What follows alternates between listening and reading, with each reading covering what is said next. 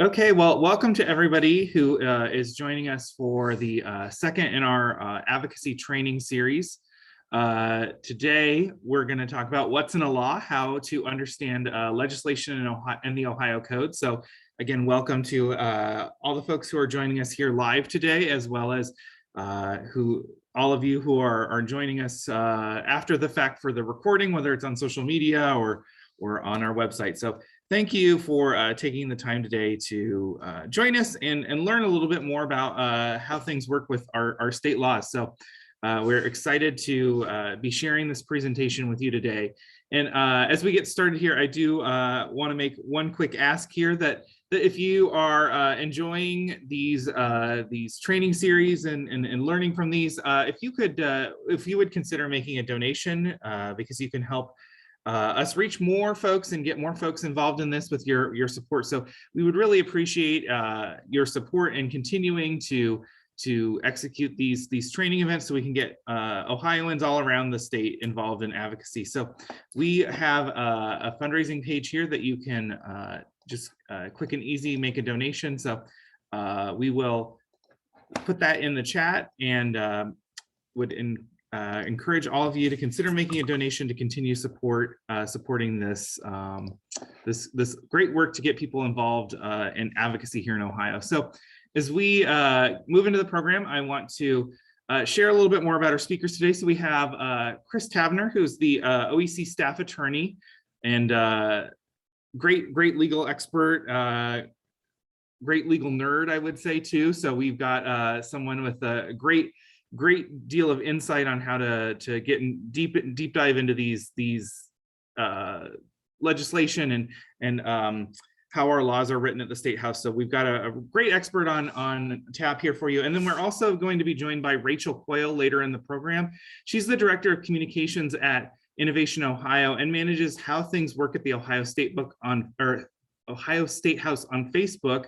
A page that has over 8,000 members and is really doing a lot to get people involved in the legislative process, like open that up to folks and help people understand. So we're also really excited to have her joining the conversation later as well. So right now we are ready to just dive in, and I'm going to welcome Chris onto the call here today so he can share a little bit more about just a 101 level of how our laws work and how legislation works at the State House. So welcome, Chris. Thank you for joining us today.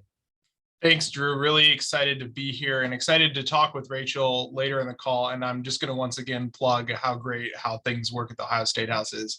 It's a Facebook group. I've used it to pay attention to issues that I'm not personally always focused on with our work here at the OEC. It's super useful, great insights into what's happening at the State House and hear about new legislation as it rolls out. Definitely encourage people to join that. But first, before we talk with Rachel, we'll be doing a deep dive into reading legislation and reading the Ohio Revised Code, as much as a deep dive you can do in about 20 minutes. But I'm a huge nerd for this stuff, as Drew said. We're having this discussion for a number of reasons. The central reason to me is to ensure people like you are equipped with the skills to understand the laws proposed by the legislature or have already been passed by the legislature. There's a secondary reason too, though. If you're introduced in proposing a policy idea to a legislator, knowing how our laws are communicated to our lawmakers and what is actually being changed is really key, so you can have a good conversation with them. And if you know how to read our laws, then you can actually make specific suggestions when you talk with your lawmaker. So instead of a slideshow, I'm actually going to share my screen in real time, go through the websites that are really important for this process. If you're on a computer, you can easily follow along and learn these steps yourself. Otherwise, just watch and listen and see how much you can easily learn just from the Ohio Legislature's website. So the first link I'm going to be sharing in the chat is for the Ohio Legislature's webpage. It is legislature.ohio.gov, pretty straightforward. And I'm going to go ahead and share my screen. Looks like my share screen ability has been disabled, so if someone could enable that for me, that would be great. There we go. All right, so can everyone see this window that is the legislature, the legislation page? Good there? So, well, looks like, there we go. Okay, legislature.ohio.gov. So, first, we're going to just give a brief overview of this page so you can understand how it works. You've got a number of things. You can actually search to see who represents you on here, and you've got this search legislation feature. There's also an opportunity to create an account that allows you to actually track bills and receive email alerts on legislation that you're interested in. There's a bunch of other features here too. If you put the menu, you can learn about the various committees, what the session schedule is, the budget, all of those sorts of things are all here. Right now, though, we're going to focus on the search legislation feature so you can really understand how you can dive into the legislation that's being proposed at the State House. So first, we're going to just look at an example bill, and I'm actually going to pull up House Bill 389. So if you actually know a bill's exact number, you can just type 389, select House, and will open up. It'll take you right to House Bill number 389. You can click on that bill, and then you've got this page here that is giving you the very basic information about the particular bill. So I chose House Bill 389 because it regards energy efficiency and peak demand reduction. It was sponsored by Dave Leland and Bill Seitz. And this is a focused on energy efficiency, electric utilities, kind of related to some of the issues that the OEC is engaged in. So you can see here, primary sponsors, you know who's supporting the bill. To view the most current version of the text of the bill, you click this view current version. We'll do that a little bit later with a different piece of legislation. But what I wanted to showcase first, because this piece of legislation has kind of been in the legislature for a few months now, is you can see the documents that have been done to analyze it. So this is the first thing I want to really emphasize for people. Legislation bills can be super long, and we'll look at a piece of legislation in a bit. But if you don't want to dive into a piece of legislation that's 200, 300 pages long sometimes, the best way to understand a piece of legislation is to actually go to this documents page and click analysis. And so you'll see that it says as introduced. So Legislative Service Commission of the General Assembly has done an analysis of the bill. So if we click this, it opens up this PDF and it does a whole summary of the entire bill for you to understand, to know what this bill is doing. And so right here at the top, the summary amends the state policy for competitive retail electric service to include encouraging electric distribution utilities to develop voluntary portfolios for energy savings programs to help customers save energy. So this whole packet will explain everything that's important about this bill and is super useful for you to understand, okay, what is this bill doing? It's taking out the legalese of the piece of legislation and explaining it in a little bit more plain English terms. So that's where you can find these documents. And you'll notice that right now it says legislation text as introduced. So that means that there's only been one version of the bill, the one that was originally introduced. And so then the analysis has that as introduced, fiscal notes as introduced. And so if an amendment occurs to a bill, it'll be, it'll have a description of that amendment. And then the Legislative Service Commission will make another summary that summarizes what the bill's differences are now that it's been amended. So a few other important things to know as you're looking through pieces of legislation. If you go to the status, it tells you what the status of the bill was. So originally introduced on August 12th, so about 2 months ago. And then last month it was referred to the Public Utilities Committee. So it's been moving forward a little bit through there. You can also see votes. This bill has not had any votes on it yet. But then you can also finally committee activity. And you'll notice that this has, it tells you what hearings have occurred on it, what people's testimony is that have been submitted. So you can see actually here, our sister organization, the Ohio Environmental Council Action Fund, we submitted proponent testimony on this bill. And so you can then see, you can read and learn, what are people talking about this bill? You can look through this list and see if there's organizations that you care about. What are they saying? How are they talking about it? So that is the first piece of legislation we'll look at, just to give you an idea of all these different things you can use to understand a bill. But now we're going to look briefly at the text of a bill. So we're going to go to House Bill 429, which is a new piece of legislation that was submitted very recently, regards clean energy and energy justice. And I'll actually show you a thing too, real quick. Go back. If you don't know the House bill number of what you're looking for, or if you just want to search a topic to see if there's any legislation pertaining to that topic, you can also put keywords in here. So if I type in the word climate, because maybe I'm like, is there anything pending in the Ohio legislature pertaining to climate change? Search. And so in some regards, these bills reference climate in some fashion. The reason why I searched climate is because I knew that it would also bring up House Bill 429, regards clean energy and energy justice. These four may or may not pertain to climate change in some way, but I do know this one does, so we're going to click on it. So once again, you see who has introduced this piece of legislation. It's Representative Casey Weinstein and Stephanie Howes. And yeah, this one will actually look at the current version of the text, so you can get an idea of what this looks like, because this is where it gets really complicated.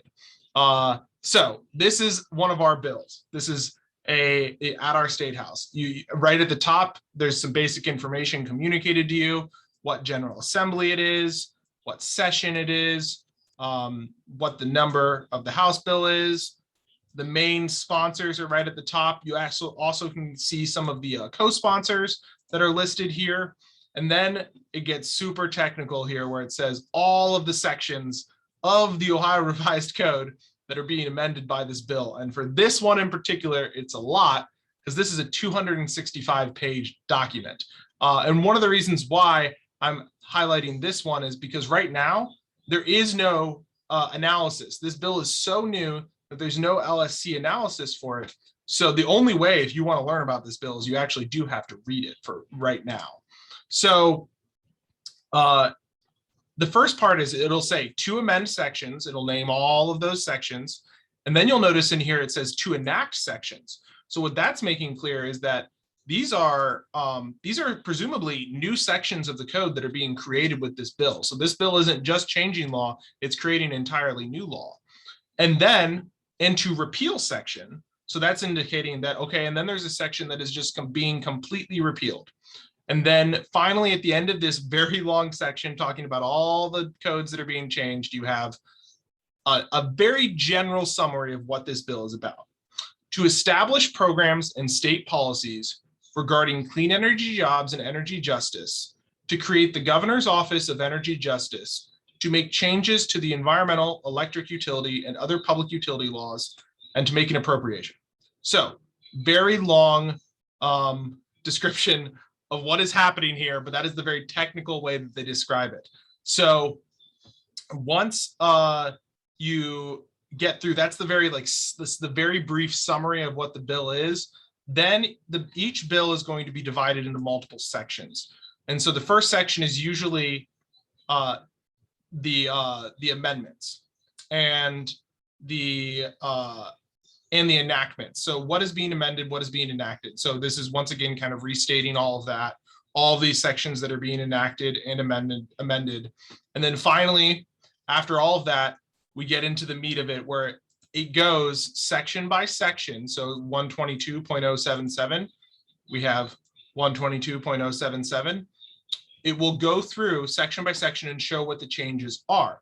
So sometimes it'll be, and this is where it can get really technical. Sometimes in a section, it may be just changing one word to align the text with the language of what everything else is going on. So here, instead of energy efficient, this is being changed to energy waste reducing, those sorts of things.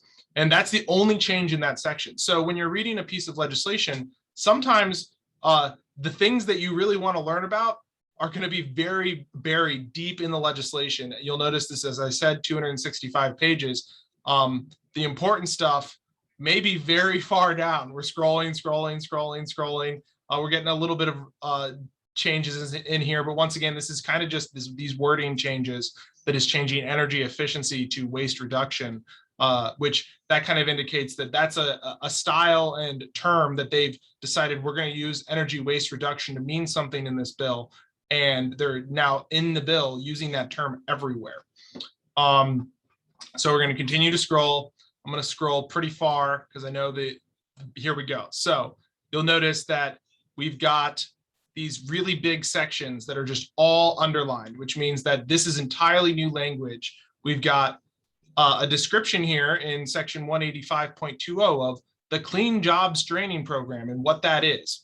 And so when you're reading a bill, it's going to take some time to really know what's happening. But sometimes you just got to sit with it and take time to read through the whole thing. These are entirely new sections of code that are being introduced to create the programs of this bill. So in the interest of time, I'm going to scroll all the way down to the bottom. You'll see there's tons of sections throughout here that are just new language. But if we go all the way to the bottom, we have these final, there's a few, you'll notice that this is actually section 8, which means if we scroll up a little bit, section 5, so section 2. So section 2 here, so we had section 1 at the top, and that was all of the changes that were being made. And then section 2 is just a formal thing. The existing sections that were in the bill, we repeal those and replace them with the ones above. Section 3 is just, oh, this one's just being straight up repealed. Section 4, we've got the appropriation to fund these programs. And then the other sections have a few other like administrative procedural things that are happening in this bill. So that's the general overview of reading and looking at legislation.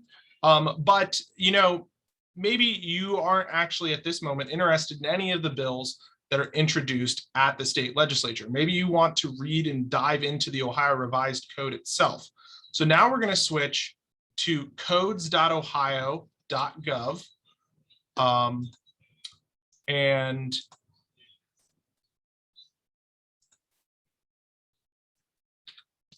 this is the link that you want. And so this is where all of Ohio's codes and laws are stored.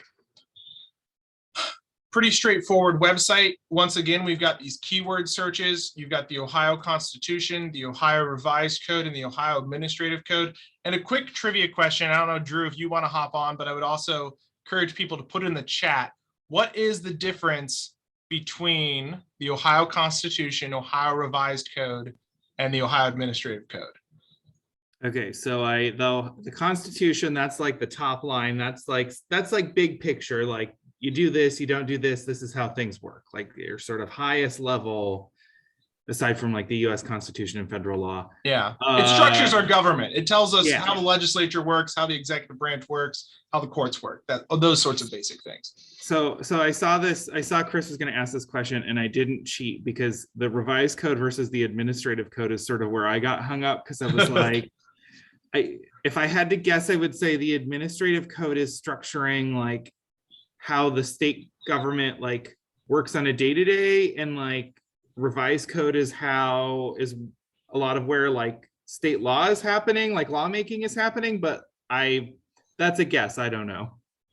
So you're close. So the Ohio Revised Code is all the laws that are passed by the legislature. So bills that we just talked about, all these bills that they're passing, they're amending the Ohio Revised Code.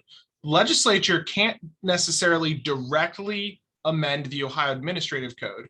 The Ohio Administrative Code is created by all of the state's agencies based on what the Ohio Revised Code directs them to do. So this is a paraphrasing, but if the Ohio Revised Code says Ohio EPA director should make rules governing water pollution, then that's just giving the Ohio EPA director a direction to make rules based on science and other factors to create those rules. And then the Ohio EPA director goes and makes those rules, and then those rules show up in the Ohio Administrative Code.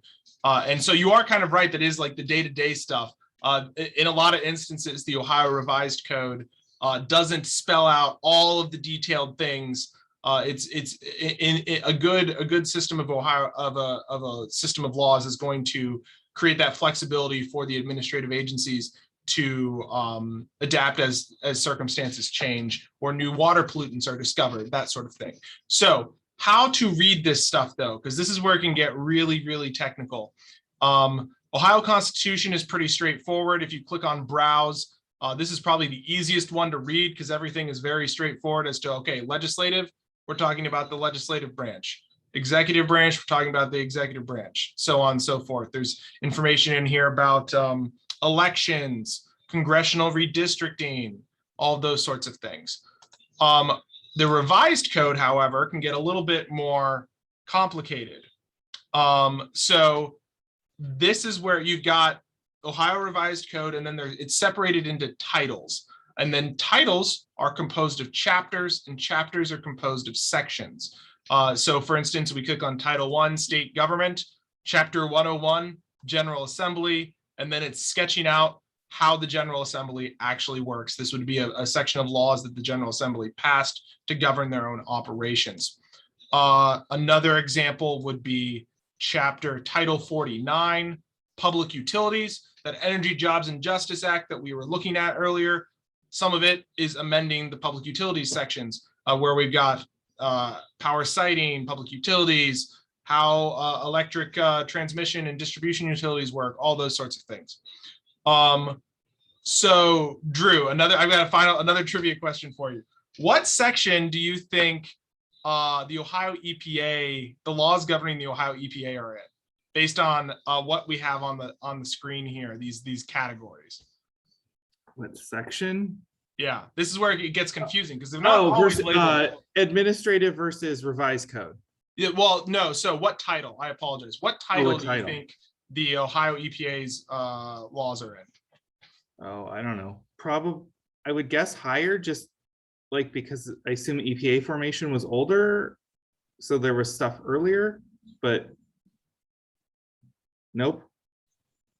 So they've hidden it, kind of. Health, safety, morals is where the Ohio EPA is in. That's the morals framing and language is a little bit antiquated at this point, but the Ohio EPA has a section in Title 37, Health, Safety, and Morals, and you can see Chapter 3745, Environmental Protection Agency. You open that up, and we have all of these various sections that govern the Ohio EPA. But this is where it gets confusing, even more confusing, is that there's another section that governs the Ohio EPA, which is Title 61, which has all of these chapters, and in particular, Chapter 6111, Water Pollution Control, has a bunch of rules governing how the Ohio EPA works.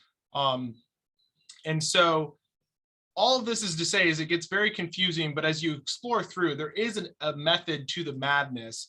If we go back to Title 37 and we open up Chapter 3745, you'll see Environmental Protection Agency created, powers, duties. And you open this up and it explains what the role of the Ohio EPA is supposed to do. And then it says the director may do all of the following, and then it has all of these things that they can do. And one of those things is to create environmental regulations. And so that's where we're going to quickly look at the administrative code. And we go all the way back. We go to the Ohio Administrative Code, and I have this last trivia question for you, Drew.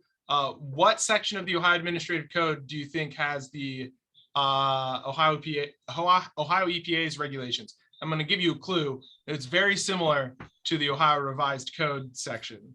So it's going to be in about 6 of them. I did like that it was in the morals, because is that the Ohio state government saying we have a moral obligation to protect our environment? Possibly. Well, there's a lot more options in this one. Yeah, it's not as clearly organized, but right. I'll go to it in the interest of time. It's Ohio Administrative Code 3745, which is useful because it was Chapter 3745 in the Ohio Revised Code. So an easy thing to remember. But we see here now all of the regulations implemented by the Ohio Revised Code, by the Ohio EPA, based on what they're directed to do in the Ohio Revised Code. So the easiest one to look at, we have water quality standards. And this is where you can see all of the water quality standards for Ohio. And it actually gets delineated out based on the various drainage basins even that are throughout Ohio. And so like if we clicked on the Scioto River drainage basin, then you can then view the rule text and you can see this gets super technical, but it outlines the water quality standards for the Scioto River. So that is what I have for us today on understanding and reading legislation. I'm going to stop sharing my screen because we are now going to pivot to the second part of this discussion with Rachel. I think if you do have any questions about the that legislative overview and the revised code overview, put them in the chat. We'll be able to answer them at the end. But I am going to welcome Rachel to the screen. I believe you should be able to see her now.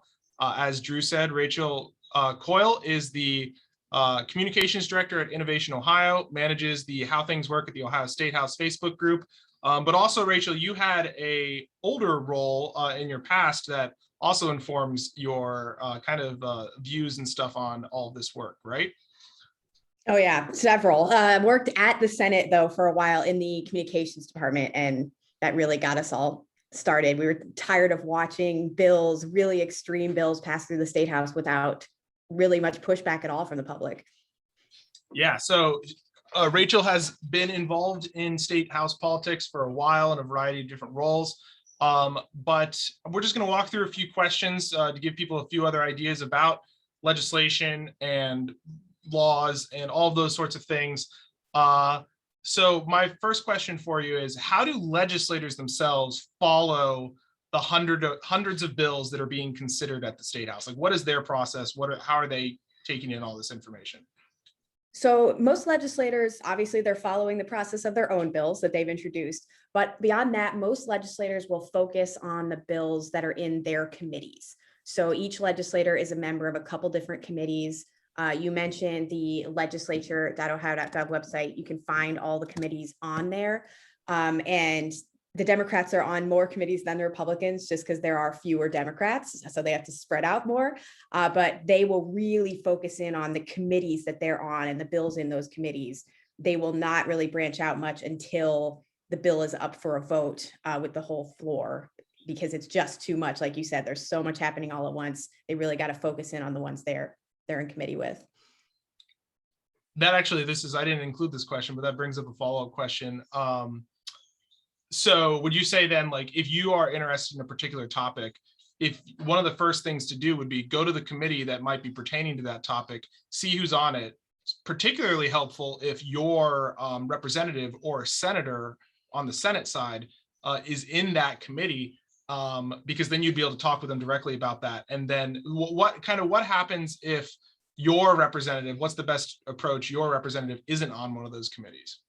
That is okay. At the State House level, it's acceptable to contact legislators who are not your own, especially if you're contacting, for example, the chair or vice chair of a committee or ranking member, if you want to talk to the Democrat about a bill that you care about that's in that committee. They will understand why you're contacting them. It's very different than calling Congress, because there's just so few people contacting the State House. They've got the capacity to talk to folks who are not necessarily their constituents. But it does help if it's yours, and you should mention that you live in the district. That helps. That's so useful. So how helpful is it to understand legal jargon when talking to a legislator about an issue you care about? Is it useful to have sections of the legal code that you want changed ready when talking to them about a problem you see in your community? You don't have to speak legalese. It helps with credibility because it makes it sound like you know what you're talking about, but it's not necessary. It's actually more important to talk about the issue in kind of a relatable conversational manner to explain to the legislator why they should care. But it definitely helps to have specific sections of code that you want changed, because it's way easier to go in there. It'd be hard to go in and say, I want you to clean up water in Ohio. But if you go into the section of code and you say, this right here is why, the water in this part of the state is being particularly damaged. If we change just this particular section, it would have a great impact. That's helpful. But you don't have to write the bill yourself. You don't have to know how to write a bill yourself. There's an amazing group called the Legislative Service Commission that will write those bills for you if the legislator wants them to.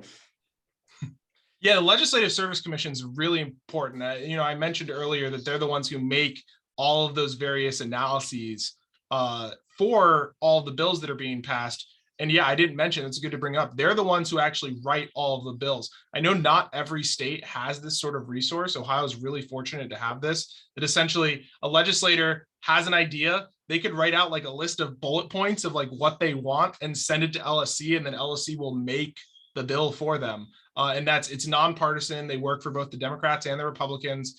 This kind of brings up, I guess, how much are legislators reading the bills fully, or like when they're at committee actually using the LSC analysis and relying on that? Is that like one of the main tools that they're probably using?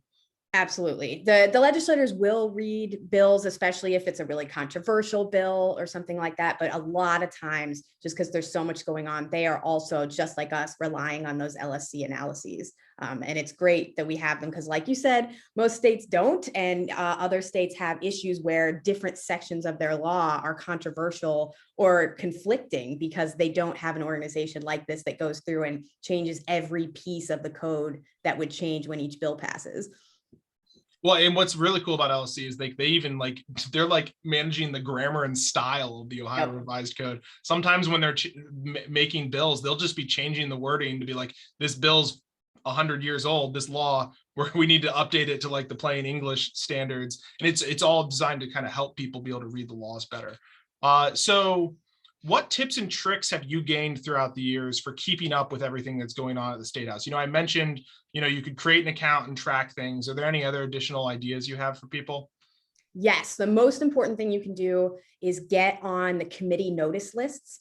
So you can contact the chair of any committee that interests you in the House or the Senate, and literally ask them to be placed on their notice list for the committee. And they will start sending you emails anytime the committee is going to meet. They'll tell you what bills they're hearing, what kind of testimony they're accepting, and you will know literally just as fast as the legislators do when a bill you care about is getting a hearing and when it is. Yeah, that's super important. I mean, especially because sometimes, usually the hearings might be scheduled out in advance, but sometimes there'll be like right the day before this bill is going to be up to be considered. And then right away, you can be ready to look at the bill, look at the amendments that have been made, and testify on it, hopefully. Usually, yeah. Okay, so this is kind of a similar question. What is a method of connecting with your legislators that most people don't think about, but is particularly effective? The stereotypical way is like call them or send a letter or something, but like you said, do you have any other ideas? Yes, I have two answers for this, actually. The first one is you should absolutely be calling rather than emailing if you're able to be comfortable with that, because at the State House level, each office only has one phone line and they only have one voicemail. So the senators are calling each other on the same number that you're calling, which really means the staff has to answer the phone. They have to listen to their voicemails. It's really very effective to call at the legislative level if you're comfortable with that. But I also recommend tweeting at them, which sounds crazy, but a lot of legislators are on Twitter because reporters are on Twitter, and they get very uncomfortable when they see a lot of people contacting them that way because they know it's public. They know the press can see it too. So they feel very obligated to respond to things that are being tweeted at them, even if it's not that many people contacting them in that manner. That's a really good point to bring up. I hadn't thought about that because, you could be like looking at a piece of legislation, you can see who the sponsors are, both the primary and co-sponsors. And so if you're like, I really like this, you could tweet at them and be like, hey, I want to learn more about this or applaud you for this. Or if it's something you don't like, I mean, you can tweet at them and be like, this bill is bad, this sort of thing. Yeah. And they will notice, they will see if there's people contacting them via Twitter, and they will feel obligated to respond. Their staff will pressure them not to. It's always fun to be a staff when there's tweets going on. That's great. Okay, so I have to take the opportunity to ask you about the How Things Work at the Ohio State House Facebook group. What's it like managing a group with 8,000 members all focused on the State House from a variety of different perspectives? It's intense. So it's great because we're so lucky that all of our members are active and engaged. But it really does take a lot of time because we enforce the rules in the group to make sure that it stays a quality group that actually gives resources. So I'm on it every day. We also run advocacy trainings. They used to be in person, but during COVID, we've been doing them virtually. So it's been really fun to watch the group grow, especially when we'll have someone come in for a training and then they join the group to stay engaged, and we get to keep in touch with them for years. That's awesome. So how did the page get started and what was the inspiration for creating it? So my friend Bethany Sanders and I were both working at the Senate in 2016. She was our chief legal counsel for the Dems in the Senate, and I was the deputy communications director. And we were basically just surprised that extreme bills would pass and there would be very little pushback. We would literally go hours in between a single constituent phone call. So we rented a space near a bar in Columbus and we made a Facebook event. It was literally like, come learn about the State House. And within 2 days, we had 1,000 people sign up for that event. So we realized that there was a gap that like nobody had been doing this before. And so we turned it into a whole training program, and the Facebook page has really taken off. So it's been fun. It was 5 years ago now. That's awesome. And do you feel like there's been a bit of an impact? Have you seen the group make an impact when it comes to engaging on those bills that are moving? We definitely have. There's several bills that I know have either been stopped for a few general assemblies at a time because of activists or bills that we've passed.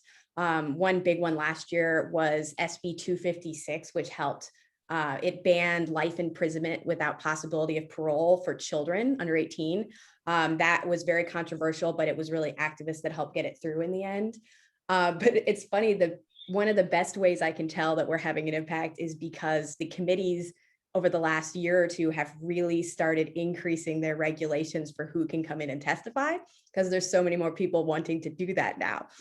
So we're having an impact, but in some ways it's making it more frustrating. I'm still going to take it as a win. Yeah, well, I think what you're emphasizing, though, is that having people understand how the process works, how the bills are made, how legislation's written, how the code works, like when people have that knowledge base and feel empowered to get down there and testify and participate and call people, that is good. Like it does change things. It impacts things in a way that we wouldn't be able to do if we don't have those sorts of resources.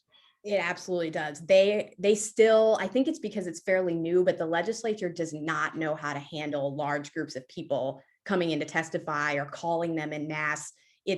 It really throws them off, and you can tell that pretty easily. So it really matters to get people just the tools necessary to pay attention to whatever issue it is that matters most to them, and then they can kind of run with it from there. That's awesome. So that's the end of my questions. And but I think we may have a few audience questions. Drew's hopping back on, and I think the three of us can field these questions if we have them. Yeah. Well, thank you to both of you for sharing a little bit more about how things work at the Ohio State House, to borrow your very aptly named page name. But if anyone in the audience has any questions, feel free to put those in the chat or on the Q&A here, and we'll be able to see them and we can ask them to our two guests here. But I think I really appreciate all this information because, before talking with Chris to plan this program, didn't know that there were basic things like you could go on and just look at summaries of these bills.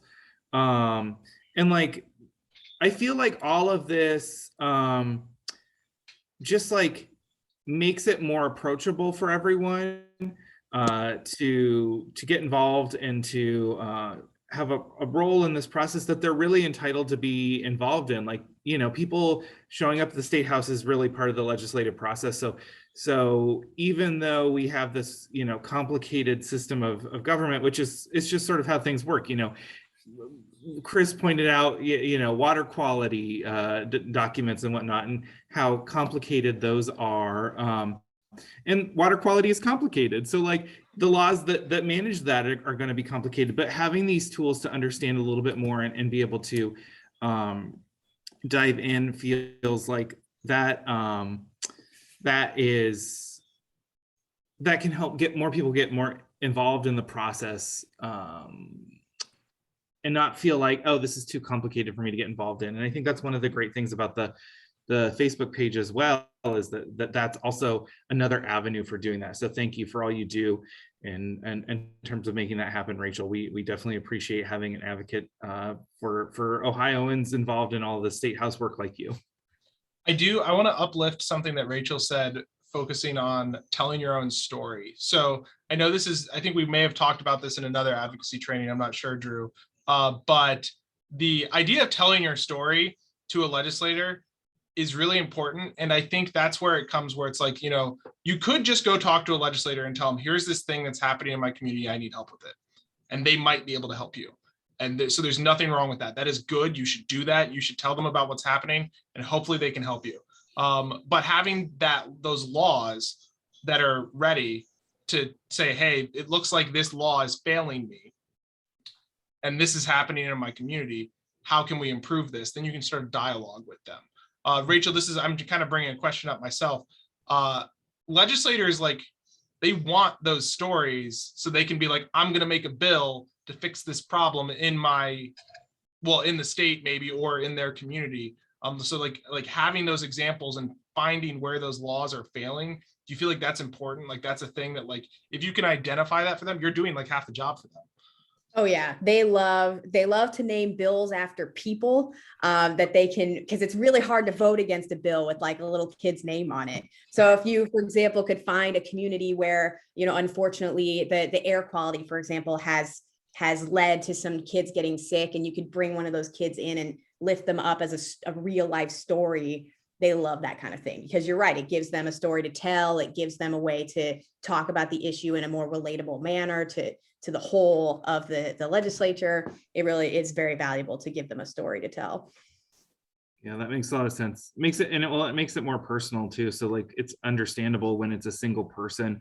If you're talking about the statistics and like, air quality and whatnot, that's an important part of the policymaking process, but understanding how that impacts, individual folks and what that does for their life really sort of boils things down to the essence of what's going on there. So I think one question that I'd love to hear from both of you is you're both very well versed in this, very knowledgeable. You've been around the block at the State House and have a lot of experience there. So what got you interested in this policymaking work, and how did you feel like this is what I want to be doing every day?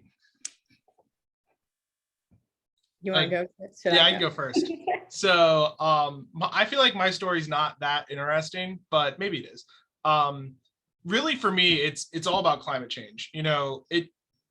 For a long time in my life, I wasn't thinking that closely about environmental issues. But when I was an undergrad and I was learning about the evidence about climate change and how it was going to be directly impacting my future, if I ever have kids, their future and their present, and how like we are literally creating a planet that is going to be unlivable in many parts of the world over the next century. We're already seeing increased intensity of natural disasters, of hurricanes, of droughts, of all those sorts of things. We're seeing how it impacts geopolitical situations, both here in the United States and overseas.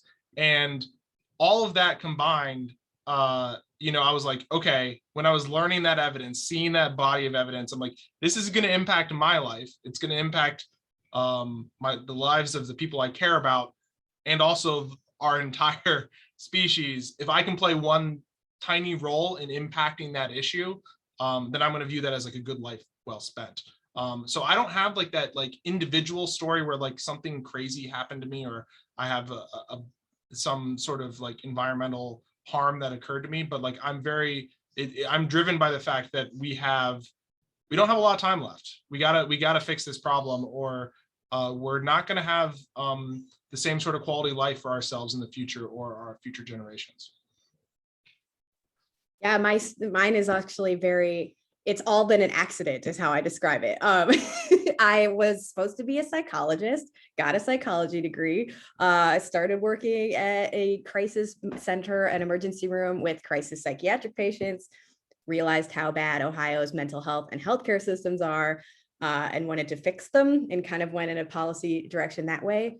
And the state house job also kind of just fell into my lap. I didn't really understand at that time what state houses were or why they were so important in the policymaking world, which I think is true of a lot of people. You know, everybody pays attention at the national level, but nobody knows about the state house. And that included me until I got a job there.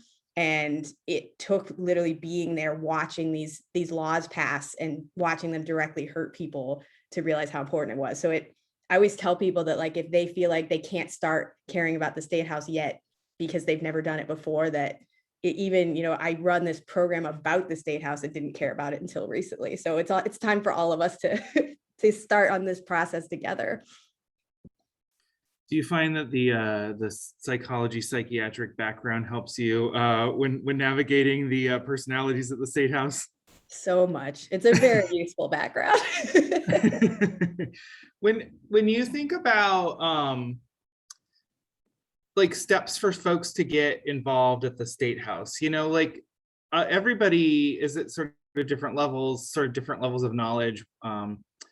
You know, maybe thinking about how you get a friend involved or whatever. Obviously, following how things work at the Ohio State House is a good first step in getting involved. But when you think about first steps for people getting involved, what would you suggest for people to start sort of just maybe dipping their toe in the water and starting to get more involved on that in what's going on, and maybe it'll become a process, a lifelong journey of becoming a state house expert like you, or maybe it's just casually, I want to be involved in what's going on at the state house because it's really important to all of us.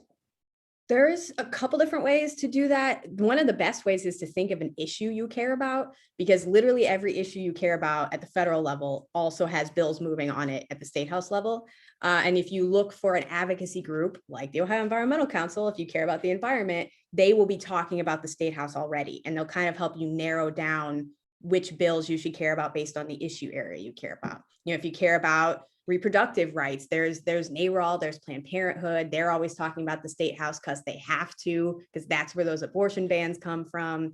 If you care about gun reform, there's Moms Demand Action. They're at the state house all the time because they have to be. So it really is, if you have an issue area you care about, you can find a group tied to that. But there's also some good state level groups. I work for Innovation Ohio, and we do a lot of advocacy around the state house for a wide range of issues. So you can find some statewide groups like that to follow, and they'll kind of help you narrow down which bills are the most damaging or the most exciting that you can help plug in there. That's a very similar answer that I was going to say, is that, you know, you can get an idea of, well, so I'll add on to that by saying a way that you can figure out who's engaging on these things, as I showed in the tutorial, when you go to a bill that you are interested in, and then you go to the committee activity, you can see all the groups and individuals that have testified on that issue.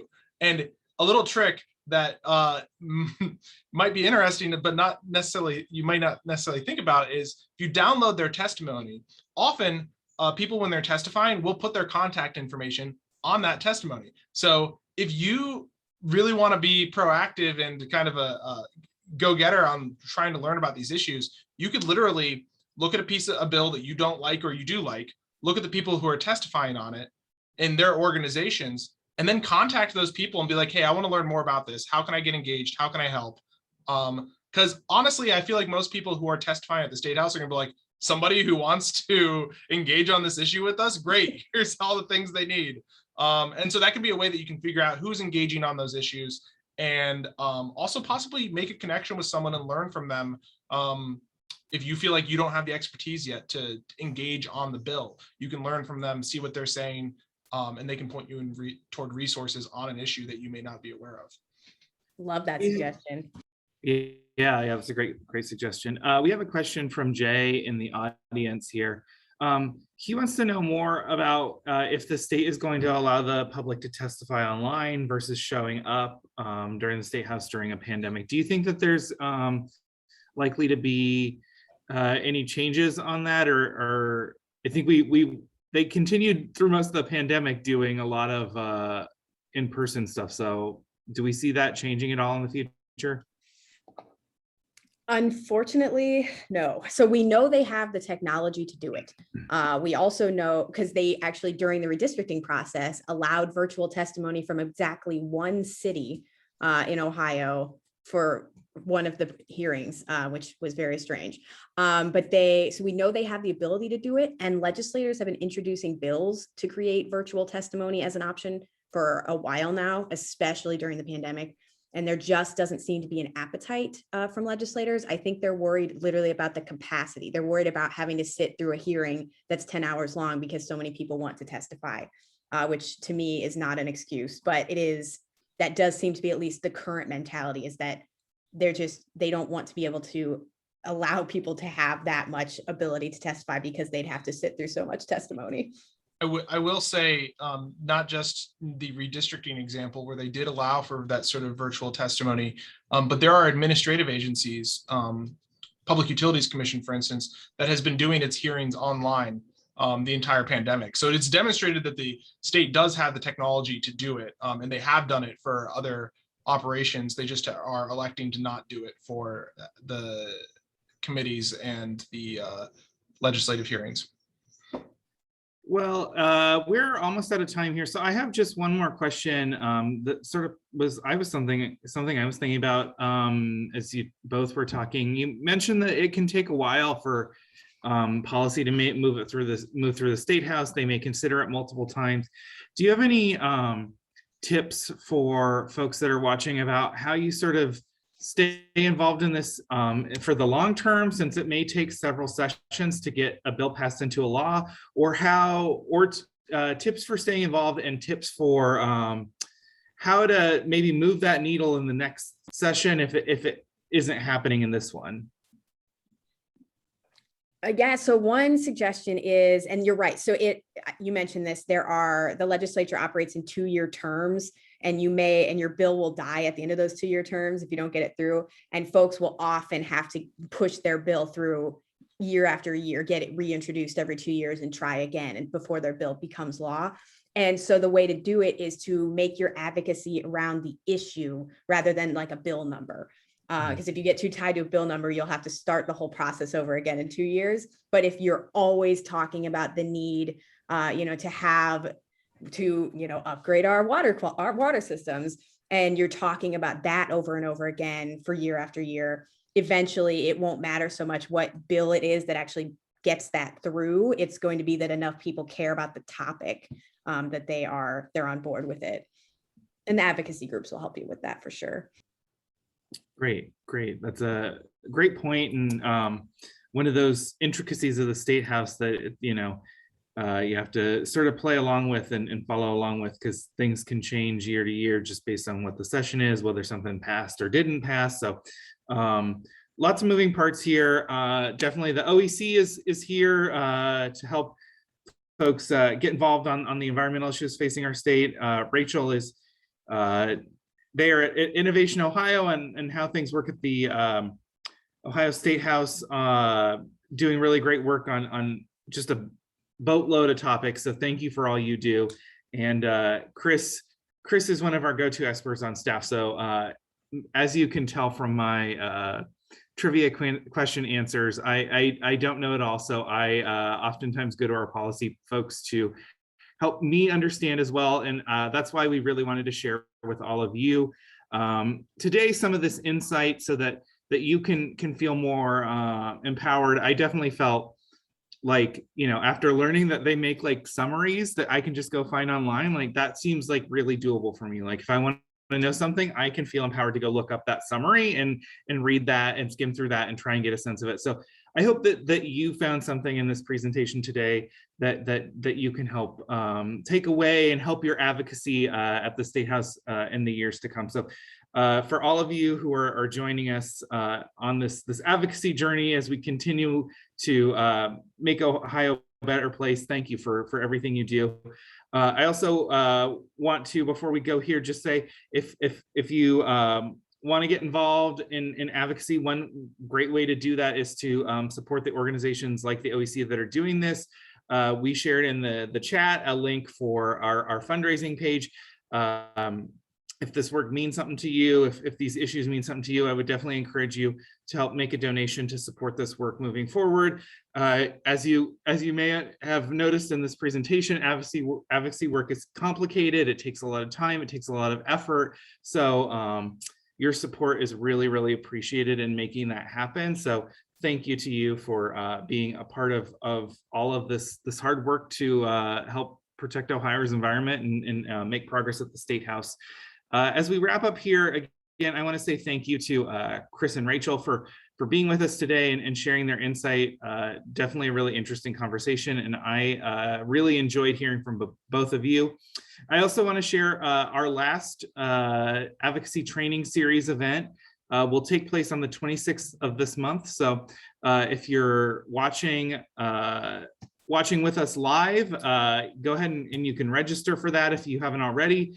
And if you're watching the recordings, that recording will premiere shortly after the 26th and then be on our website in the weeks and months to come. So thank you to all of you for joining that. We're looking forward to sharing more about how advocacy works at the local level in that session as well. So be on the lookout for a recording of this event. You can share this with your friends and family and help get them involved in the process too. The more the merrier. So thank you again to everyone for joining us. And that is all for today. Bye-bye now. Thank you all.